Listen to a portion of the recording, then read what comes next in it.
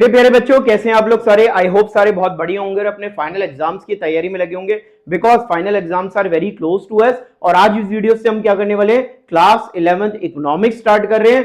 So keep watching the videos one by one. Class 11 micro economics, statistics, सबकी video one by one हम लोग क्या करेंगे?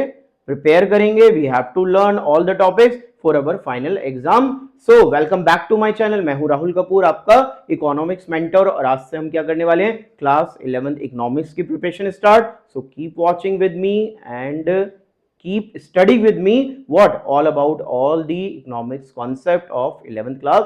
So we are starting with microeconomics. Microeconomics में होने क्या वाला है? Micro is all about what? Individual. सबसे पहली बात बच्चे ध्यान दें कि माइक्रो इकोनॉमिक्स का कौन सा पार्ट है? वो पार्ट है सर जो वो सारी प्रॉब्लम्स की स्टडी करता है on the basis of what? On the basis of individual. मतलब आप लोग एक बात को यहां पे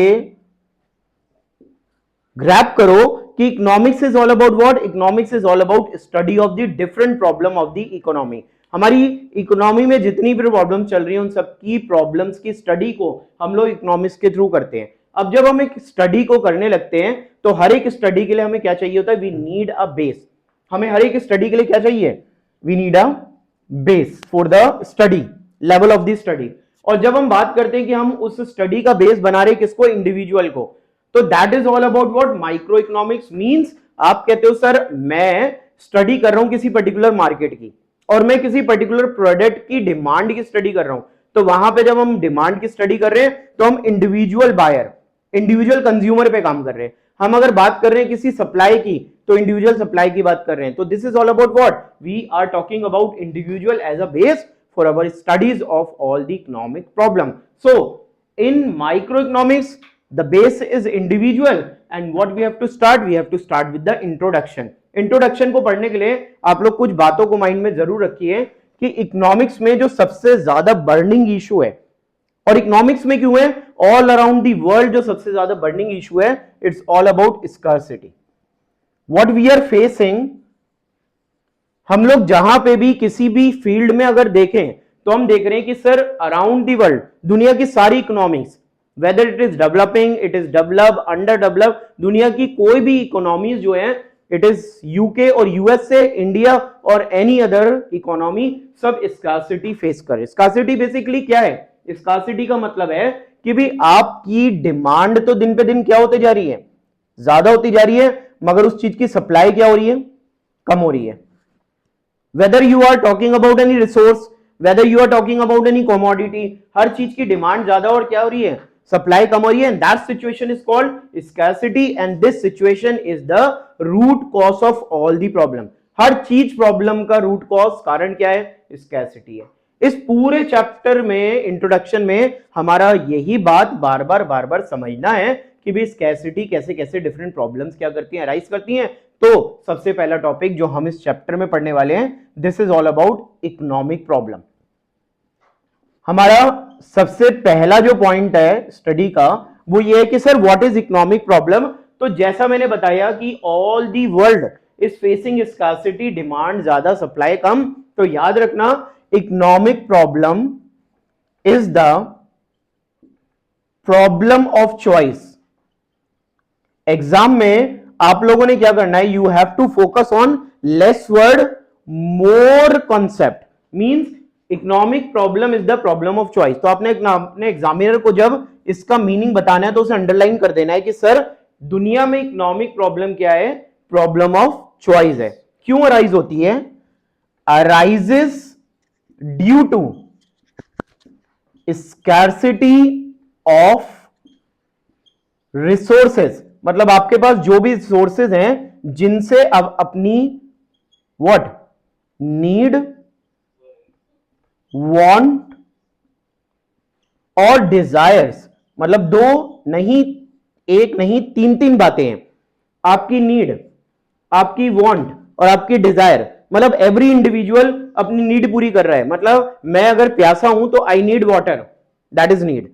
मैं कह रहा हूं सर मुझे पानी नहीं चाहिए, आई नीड जूस, वांट। और आप कह रहे हो नहीं मुझे जूस भी नहीं चाहिए, मुझे तो पर्टिकुलर फ्लेवर ऑफ जूस चाहिए, दैट्स योर डिजायर। तो आपकी नीड हो, आपकी वांट हो या आपकी डिजायर हो, सबको पूरा करने वाला कौन है? रिसोर्सेज। रिसोर्सेज हैं। और जब दुनिया में रिसोर्सेस क्या होते जा रहे हैं, स्कार्स होते जा रहे हैं, मतलब उनकी डिमांड क्या हो रही है, ज्यादा, और उनकी सप्लाई क्या हो रही है, कम हो रही है. That situation is actually creating what, this situation is creating problem of choice. मतलब आपको अब क्या करना पड़ेगा एज एन इंडिविजुअल. आप क्या हो, एक इंडिविजुअल हो, मैं और आप एक इंडिविजुअल हैं, फिर हम लोग सारे मिल जाएं तो हम बन गए सोसाइटी, कम्युनिटी, फिर हम सारे मिल जाएं हम बन गए सिटी, हम सारे मिल जाएं बन गए कंट्री, और सारे मिल जाएं तो पूरा बन गया ग्लोब. यस और नो? तो इस लेवल से स्टार्ट करके इस लेवल तक अगर आप जाओ तो सबको स्कार्सिटी की वजह से क्या करना पड़ेगा, all we have to make choices among our needs, wants or desire, and that problem of choice is basically called economic problem. तो economic problem हमने क्या पढ़ी, economic problem is all about what, economic problem is the problem of choice arises due to scarcity of resources, and resources is what, resources is all about what, जो हमारी need, want और desires को क्या कर रही हैं, पूरा कर रही हैं, satisfy कर रही हैं. तो यहां तक का कॉन्सेप्ट अगर हमारे माइंड में बैठता है तो हम अब बात करते हैं कि sir problem of choice arise क्यों होती है. देखो, तो तीन बातें हैं. सबसे पहला कि प्रॉब्लम ऑफ चॉइस अराइज क्यों हो रही है, because our resources are limited and scarce. सबसे पहली बात, आपके जो रिसोर्सेज हैं वो क्या हैं, रिसोर्सेज आर लिमिटेड और स्कार्स. लिमिटेड है प्लस स्कार्स है, मतलब हैं तो कम और दुर्लभ होते जा रहे हैं, डिमांड बढ़ती जा रही, सप्लाई. नंबर टू, आप कह रहे हो कि सर हमारी वांट्स, नीड्स जो हैं वो क्या हैं, अनलिमिटेड है, मतलब वो डे बाय डे बढ़ती जा रही हैं. तीसरी बात आप क्या कह रहे हो, तीसरी बात आप कह रहे हो कि सर जो हम रिसोर्सेज अपनी अनलिमिटेड वांट्स को पूरा करने के लिए क्या करते हैं, लगाते हैं, वो रिसोर्सेज का आज के जमाने में क्या हो रहा है, ऑल्टरनेटिव यूज हो रहा है. क्या हो रहा है, ऑल्टरनेटिव यूजेस हो रहा है. तो दैट मीन्स आप कह रहे हो कि सर मेरे घर में दूध आ रहा है and it is use for one purpose, only for the drinking purpose और टी पर्पस, चाय या पीना, तो प्रॉब्लम नहीं आएगी. मगर दूध का यूज आप कर रहे हो किस लिए, आप कह रहे हो कर्ड, दही भी जमानी है, आप कह रहे हो चाय भी बनानी है, आपने पीना भी है, तो ऑब्वियस सी बात है कि ऑल्टरनेटिव यूजेस करोगे तो उसकी स्कैरसिटी और क्या होती जाएगी, बढ़ती जाएगी. और जैसे जैसे उसकी स्कैरसिटी बढ़ती जाएगी आपकी अनलिमिटेड वांट्स पूरी नहीं होंगी और रिसोर्सेज लिमिटेड और स्कार्स होते जाएंगे. तो आपको क्या करना पड़ेगा, प्रॉब्लम ऑफ चॉइस करना पड़ेगा. और इस प्रॉब्लम ऑफ चॉइस को क्या कहते हैं, इकोनॉमिक प्रॉब्लम. अगर बोर्ड पे लिखा हुआ जितना मटेरियल है आप उसे एज इट इज क्या करते हो, एग्जाम में उतार के आते हो, so it is enough for your answer, because ये क्वेश्चन आपका मैक्सिमम 3 और 4 मार्क्स में पूछा जाता है. So it is all about what the concept of economic problem, this is economic problem and all it's what, these are the causes. ये क्या है इकोनॉमिक प्रॉब्लम की कॉजेज. तो कीप वॉचिंग द वीडियो. अभी हमने क्या पढ़ा, इकोनॉमिक प्रॉब्लम को पढ़ा. Pause the video, note it down, इसको नोट डाउन कर लो. इसके बाद हम लोग बात करते हैं वन बाय वन 4 टॉपिक्स के बारे में, जिन 4 टॉपिक्स के बेस पर ये चैप्टर कंप्लीट होगा. And this is all about what, it is all about the introduction, micro economics. So keep watching the video, pause the video, note it down.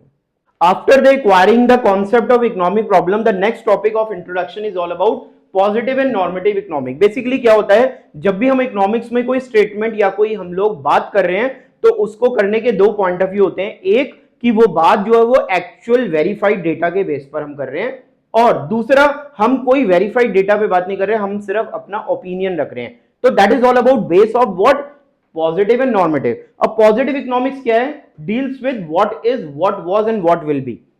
वो statement जो थे, हैं और होंगे, मतलब जो चीज हो गई, जो हो रही है और जो होगी, वो कौन है, पॉजिटिव.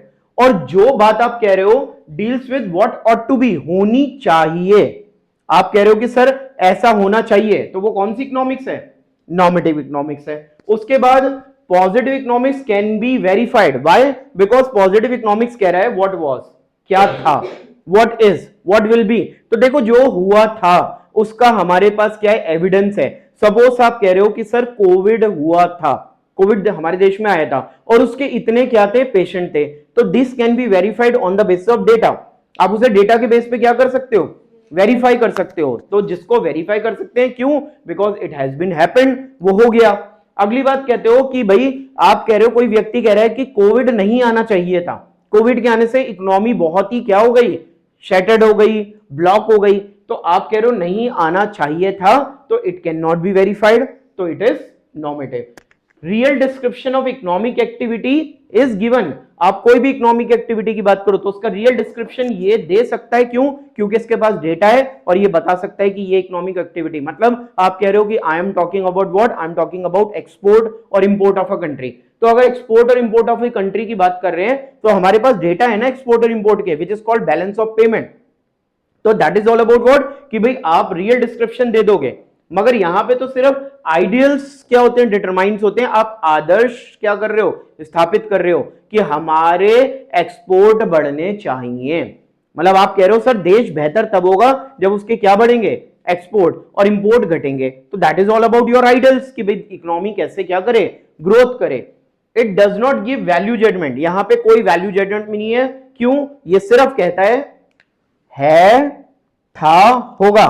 तो यहां पे कोई वैल्यू जजमेंट नहीं हो सकती। मगर यहां पे क्योंकि हर चीज किस पे बेस्ड है, होनी चाहिए, तो it is all about value judgement statement. Example देखें, prices in India rising, Bharat में कीमतें बढ़ रही हैं। जनरल प्राइजेस क्या हो रहे हैं, बढ़ रहे हैं, मतलब इन्फ्लेशन हो रही है।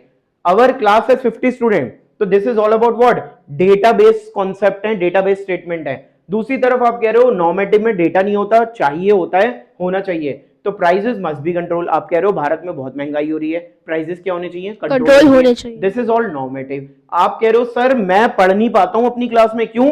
50 बच्चे हैं, तो 50 बच्चों में पढ़ाई नहीं हो पाती, तो आपने कहा कि maximum size of class should be 40। This is all about your opinion. तो जहां पे बात चले डेटा वेरिफिकेशन, डिस्क्रिप्शन और नो जजमेंट पे, this is all about positive economics. जहां पे बात करें किसके बारे में, ought to be, must be, should be, control, can be verified, ideal setup हो, वैल्यू जजमेंट दी जाए और आप उस पर अपने क्या करो, ओपिनियन क्या करो, रखो।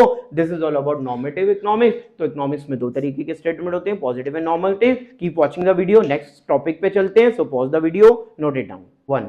So now the third main or important topic of the introduction of microeconomics is all about something what, वो टॉपिक क्या सिखा रहा है हम लोगों को कि भाई आप जब क्या बात कर रहे हो कि हमारे रिसोर्सेज स्कार्स हैं और लिमिटेड हैं और हम एक चीज को बना रहे हैं तो दूसरे को हमें क्या करना पड़ेगा, सेक्रीफाइस करना पड़ेगा। जैसे कि आप बात करो, अगर आप कहो कि सर मैं अपनी बात करूं, मैं कहूं कि मेरे को 3 बैचेस को पढ़ाना है।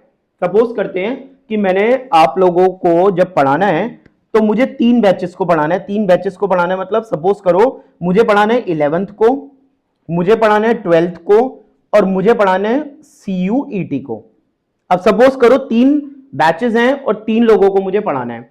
अब उन 3 बैचेस से अगर हम इनकम की बात करें तो सपोज करो इससे मुझे 10 के मिलना है, इससे मुझे 12 के मिलना है और इससे मुझे 15 के, सपोज एक हम वैल्यू ले लेते हैं। अब बड़े प्यार से ध्यान से समझो कि मैं अगर यहां पे चूज करूं तो तुम्हारा रैशनल बुद्धिमान मता क्या कहती है, क्या कहते हैं हम लोग कि किसको चूज करूं, किसे पढ़ाऊं, CUET को, क्योंकि वो हाईएस्ट हमें क्या दे रहा है, इनकम दे रहा है। तो सपोज करो कि बच्चों के कहने पे मैंने CUET चूज कर लिया और उससे मुझे 15,000 रुपए इनकम आ गई, सपोज करते हैं। तो बच्चों यहां पे जब मैंने अपना 1 घंटा लिमिटेड रिसोर्स CUET पे डिवोट करे तो मैंने 2 को सेक्रीफाइस करा और उन 2 को जब मैंने सेक्रीफाइस करा तो उसमें सबसे बेस्ट नेक्स्ट कौन सा है, 12th क्लास। तो यहां से हमारा टॉपिक क्या पकड़ने आप लोगों ने, आपने सबसे पहले जो टॉपिक पढ़ना है that is all about what, opportunity cost.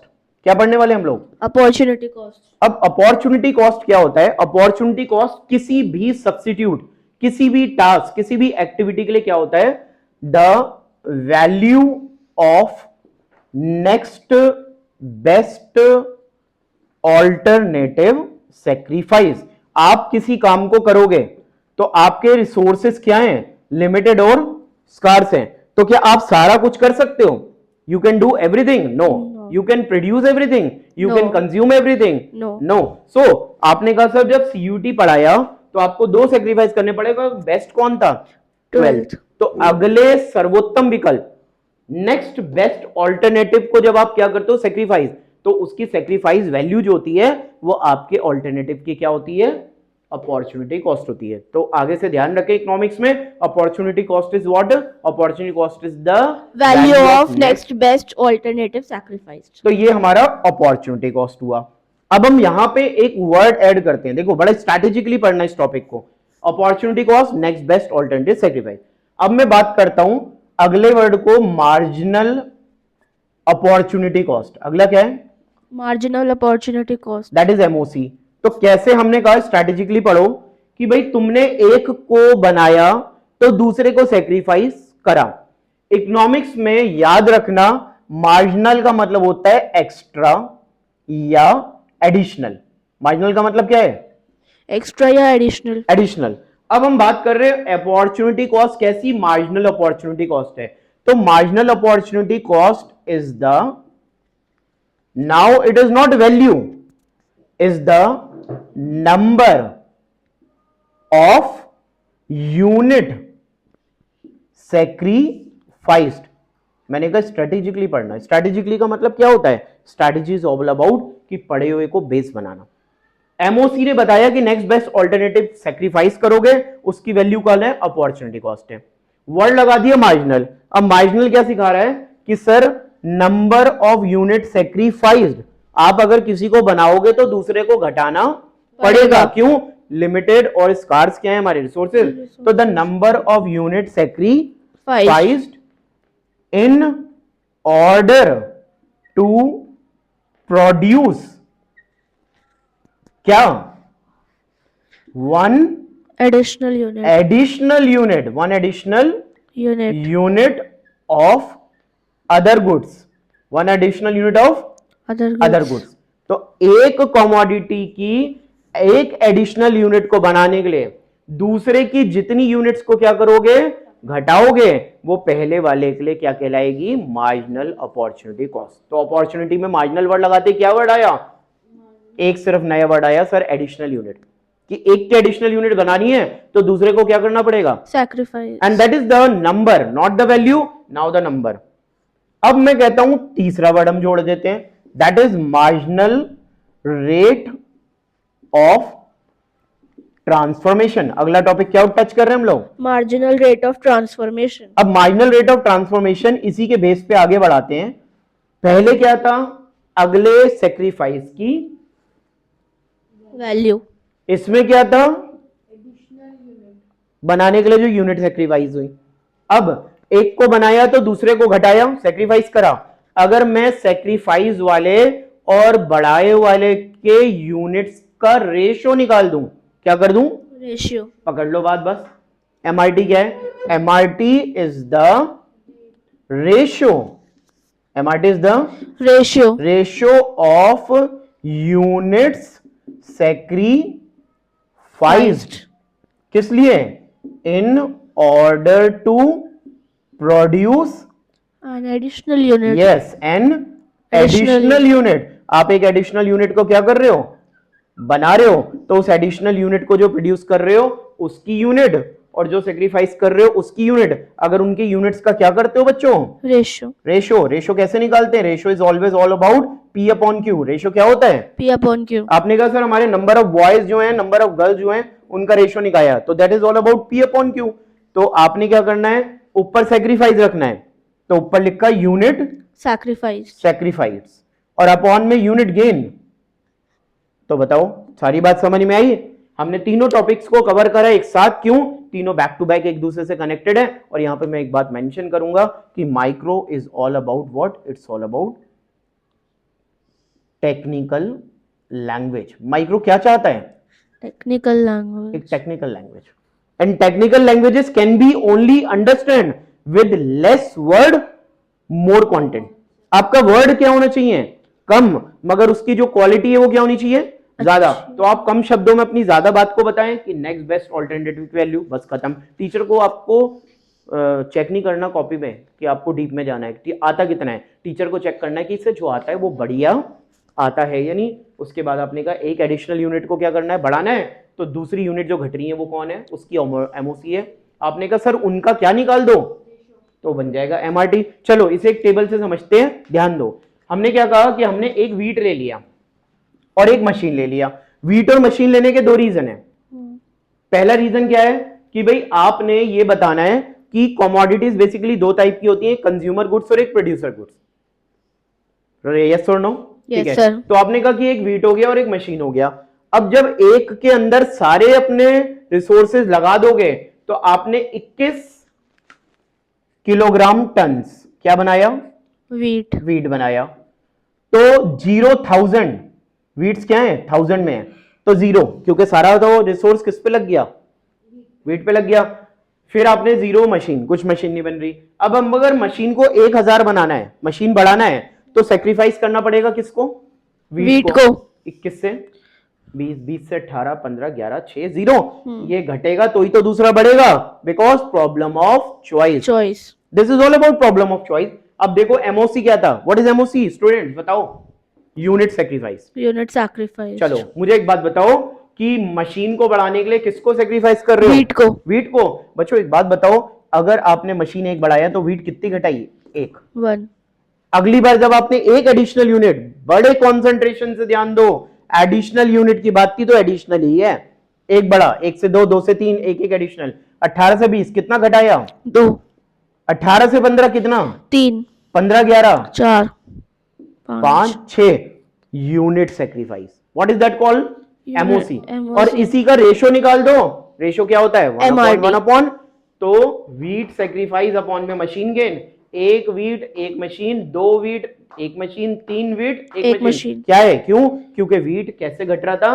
1, 2, 3, 4, 5, 6, और मशीन क्या बढ़ रही थी? एक यूनिट बढ़ रही थी। All about what? The possibility schedule showing opportunity cost, marginal opportunity cost and the marginal rate of transformation. Keep watching the video, pause the video, note it down. हमारा इस वीडियो का लास्ट टॉपिक अब बचा है, that is most important topic which is called to be the, let's see the next topic in last phase. So the last topic of this video is all about what? Production possibility curve or frontier. It is one of the important topic of microeconomics and as per your exam point of view 4 और 6 marks में PPC curve आता ही है. So what is production possibility frontier? Actually it is the conclusion of the chapter. आपने chapter की starting करी कि limited और scars resources की वजह से हम लोग सब कुछ बना नहीं सकते, हमें क्या करना पड़ता है? हमें सेक्रीफाइस करना पड़ता है। एक को बढ़ाना है तो दूसरे को घटाना पड़ेगा, and that is all about problem of choice. अब वो प्रॉब्लम ऑफ चॉइस को आपको क्या करना है? एक टेक्निकल वे में, टेक्निकल लैंग्वेज में, एक टॉपिक के थ्रू समझाना है, and this is all about specialisation of the microeconomics. It always ask the things in a technical words, and that is why the microeconomics seems to be tough and the difficult for the student. Why? All the easy things आप अगर किसी को बता रहे हो कि भाई sir देखो ऐसा है कि एक चीज बढ़ाएंगे ना तो दूसरी घटानी है, तो दैट्स अ सिंपल कॉन्सेप्ट, मगर उसी को आपने बताना है किसके through? Technical language, PPC concepts के through, and that's all about the technicality of the microeconomics, जिसे हम लोग क्या कर रहे हैं यहाँ पर अपने चैनल स्कोर हंट एकेडमी में हम लोग उसे इजी बना रहे हैं through the difficult concept, through easy strategy के थ्रू कि हम लोग इजी वर्ड लें। हम फोकस करें किस पे? एग्जाम ओरिएंटेड मटेरियल पे। पढ़े समय सीखे सब कुछ, मगर हमारा जो फोकस हो वो किस पे हो? Exam oriented material, because we have to made our economics easy here and we have to write down in such a way कि हमारे मार्क्स बिल्कुल बढ़िया से आ जाएं। तो let's come together with PPC. Production possibility frontier या curve is that curve. बच्चे ध्यान से लैंग्वेज सीख रहे हैं, मीनिंग सीख रहे हैं। PPC is that curve, underline करना टीचर को, कर्व है सर ये एक, which shows all the possible, underline करना कॉम्बिनेशन, मतलब टीचर को बताना है कि सर पीपीसी एक कर्व है जो सारे पॉसिबल कॉम्बिनेशंस को क्या करता है? शो करता है। Shows all the possible combination of two goods. किनके कॉम्बिनेशन? Two goods. एक गुड्स नहीं, दो गुड्स। क्यों? एक कंज्यूमर एक प्रोड्यूसर। दुनिया में एक कंज्यूमर बन रहा है और एक producer. Goods which can be produced with the help of, किसकी हेल्प से बनाने हैं? Limited resources and scarce resources. एक तो हमारे रिसोर्सेस क्या हैं? लिमिटेड है, और क्या है? स्कार्स है। स्कार्सिटी का मतलब demand is more than Supply supply is less. Plus given technology. यहां पे बहुत इंपॉर्टेंट बात ध्यान रखो कि जो भी चीज आप बना रहे हो वो रिसोर्सेज के थ्रू नहीं, you have to make them with the help of technology, technology of any kind. अभी बात करते हैं उसके बारे में। तो this is all about what meaning. PPC curve is that curve which shows all the possible combination of Two goods. which can be produced with the help of limited and scarce resources and given Technology. Curve है, सबको समझ में आ रहा है। Possible combination कि जब हम बनाएंगे तो कैसे कैसे कॉम्बिनेशन बन सकते हैं, वो ए बनेगा, वो बी बनेगा, वो ज्यादा बनेगा, वो कम बनेगा, घटेगा, बढ़ेगा।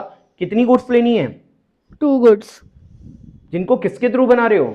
Limited and scarce resource. और आई होप पूरी वीडियो में लिमिटेड स्कार्स रिसोर्स स्कार्सिटी को बहुत क्लैरिटी से समझ लिया है। और Yes, टेक्नोलॉजी, यहाँ पे थोड़ा टेक्नोलॉजी को स्ट्रेस करो because whenever you are making something it can be made with the help of optimum use of technology. Optimum use of technology का मतलब क्या होता है? दुनिया में दो तरीके की टेक्नोलॉजी है। Number one is labour intensive technology, another is capital intensive. तो भारत जैसे देश में जिसमें अबंडेंस ऑफ पॉपुलेशन है तो वहां पे हमें यूज करना चाहिए कौन सी? Labour intensive. यूके यूएस से जिनके पास क्या अबंडेंस ऑफ कैपिटल है तो वो लोग यूज करते हैं क्या? Capital intensive technology. तो whatever you are doing abundance of technology, abundance of capital. तो यूएसए ने यूके ने क्या करा? अराउंड द वर्ल्ड से लोगों को बुला लिया हायर पैकेजेस के थ्रू ताकि उसके पास क्या हो जाए? कैपिटल के साथ लेबर भी हो जाए। तो टेक्नोलॉजी दो है जिसका यूज करते हैं। चलिए ध्यान से पीपीसी को किसके थ्रू दिखाते हैं? Schedule and diagram. अब स्केड्यूल में देखो वीट घट रहा है, प्रीवियसली भी हमने पढ़ा, और मशीन बढ़ रहा है। तो आप क्या करो? You have to take wheat here. आप यहां पे क्या ले लो? वीट ले लो। और यहां पे आप क्या ले लो? मशीन्स ले लो अपनी। ठीक है, वीट है कितना? 20 21 दिस। सो बेटर है आप लोग क्या करो? आई सजेस्ट थोड़ा सा चेंज करता हूं तुम्हारी सहूलियत के लिए। मशीन ले लो यहां पे और वीट ले लो वहां पे, तो ज्यादा बेटर रहेगा। ठीक है, अब क्या करो? मशीनें कितनी है? 1 2 3 4 5 6। वीट को 3 के डिफरेंस पे ले लो। 3 6 9 12 15 18 21 24। क्लियर? चलो ध्यान दो, वीट कितना है? 21। तो मशीन कितनी है? 0 पे 21। 3 6 9 12 15 18 21 और 24। तो ये हो गया पॉइंट ए। ठीक है सर, ए हो गया। उसके बाद 20 पे 1 पे 20, तो 18 और 21 के बीच में कहां आएगा? यहां आ जाएगा बी पॉइंट। यस। फिर 18 पे 2, 18 पे 2 समथिंग हियर, सी पॉइंट। फिर उसके बाद 15 पे 3, 3 पे 15, ये पॉइंट आ गया डी। उसके बाद 4 पे 11, 4 पे 11, 9 और इसके बीच में कहीं पे 11 आ जाएगा, A B C D E. उसके बाद 6 पे 5 पे 6, 5 पे 6 पॉइंट एफ। और उसके बाद 6 पे 0, this is your point G. When you are free hand joining this points, तो ये जो बन के आया ये क्या बना? PPC curve. That is called production possibility curve and it is the showing of concept with the help of diagram. Yes, this is called your diagram. ये डायग्राम के थ्रू समझा रहे हो। और ये किसके थ्रू बताया था हमने? स्केड्यूल के थ्रू समझाया था। And it is all about speciality of the micro कि आपको हर एक आसान टॉपिक को भी किसके थ्रू बताना है? डायग्राम और schedule. So I hope by watching this video you have grabbed the concept of all the important topics of the unit first of microeconomy. Keep watching the videos. Next video के लिए क्या करो? Share, like, subscribe and touch the bell icon, ताकि जैसे ही video upload हो तब क्या कर सके आप लोग पता लगा सको कि नेक्स्ट वीडियो आ चुका है and we have to grab the next topic. So keep watching the videos, पढ़ते रहो और आगे बढ़ते रहो।